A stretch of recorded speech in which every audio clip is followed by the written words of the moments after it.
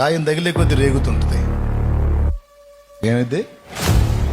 గాయం తగిలే కొద్దీ యేసయ్య అలా రేగాడు, పౌలు అలా రేగాడు, పేతురు అలా రేగాడు, యాకోబు అలా రేగాడు, అపోస్తలులు అలా రేగారు, మిషనరీలు అలా రేగారు.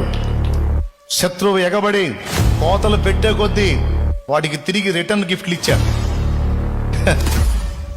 దేవునికి మహిమ కలుగును గాక. అంతేగాని పిరిగి పందల్లాగా, దద్దమ్మల్లాగా నీరు గారిపోయి దిగజారిపోయి కేకలు వేస్తున్న వాళ్ళకి తోకలు చూపించి పరారవలా. ఏమనుకోవద్దు ఇలా మాట్లాడుతున్నానని. ఏమో నాకెందుకు దేవుడు ప్రేరేపించాడు మాట్లాడుతున్నా. ఆ తర్వాత దేవునికే స్తోత్రం. సిగ్గు తెచ్చుకోవద్దు, మనం ఒప్పేసుకుందాం. ఓటమే తుది శ్వాస విడిచేంత వరకు మనకు నిరీక్షణ ఉంది. గుట్టగుట్లాడుతూ ఊపిరిపోయే క్షణం వరకు మనకు నిరీక్షణ ఉంది.